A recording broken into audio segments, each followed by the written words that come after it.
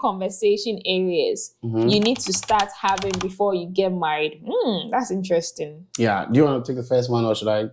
I think you can go ahead. So now, I think for me, one of the things that, at least from my experience, dating, married, and I'm also a counselor. I do counsel. Well, I'm not fully licensed yet, but I'm a counselor trainee. I do see a lot of couples. I can tell you one thing, would be family of origin conversations. Like, I read a book, Things I Wish I Knew Before Getting Married by Gary Chapman. He talked about that it comes a lot in marriage. And I get it. But look, guys, it's a big, big deal.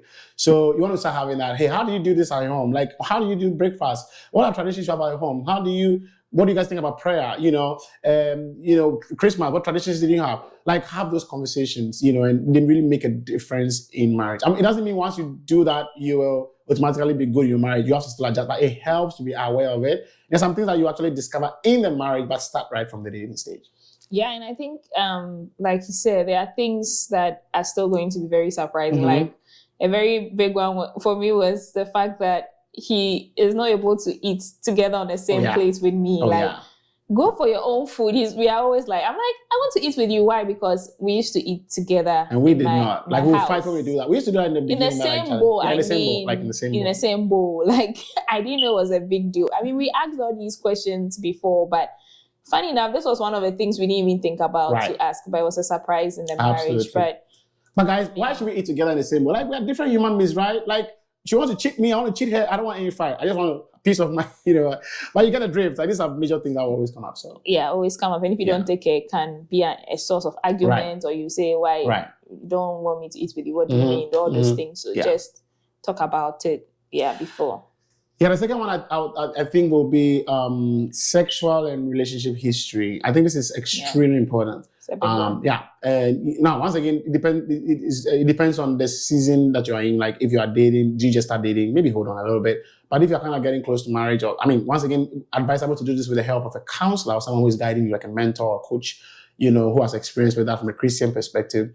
But it's important to know, okay? I'm of the view, some people say, well, the past is your past, your old things are gone away. Right. But guess what? As a counselor, even people who go through trauma at the age of 4 or 5, it still comes back to harm them in their marriage in their 40s and 50s. So I don't think you should just put it under the carpet and say, well, it's in the past. Talk about it. Yeah. How was your sexual life like before? How many people have you had in a relationship with in the past? Was it sexual and all of that? It has a lot to do with expectations in your relationship, even your sex life and everything. So that's something you need to talk about. Yeah, and I think also even in marriage as well. I mean, sex is one thing that both parties have to be very open about. So talking about some of these things helps. It starts the foundation. Like, it gives you the foundation to be very open and transparent about each other, even in the marriage with the actual act, right? So, I mean, it's a very good conversation to have, as he has already said. Yeah. The last thing I think would be financial attitude or whatever behavior or habit. Look, money is a big deal. I mean, research shows that finance issues is one of the major causes of divorce right now. And it's no surprise, right? Money is not a thing, but it's a big thing. Look, sometimes there are a lot of things you pray about that you won't pray about if you have money, honestly.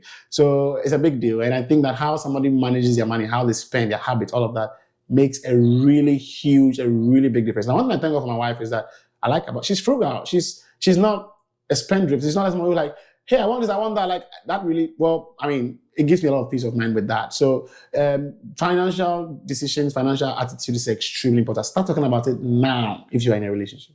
Yeah, and even how you're going to manage your money, right? Because I think we read a lot of things about how different couples do different things. And of course, it will change over time, depending on how things happen in terms of the income and everything. But just having an idea that this is possible, because you are not sure whether should we put our monies together and spend together, but then you realize that one is spending more than one. Should we put some of the money at the center? Should we have our own personal monies? I think these are some of the decisions that we read about. We had an idea. Of course, we were not sure how it's going to be in our marriage, but because we had an idea, that awareness, it was very helpful at the end of the day in deciding, and also, like, in case there are issues, we are like, okay, let's do it this way so that we don't keep arguing about this, right? And there are lots of things.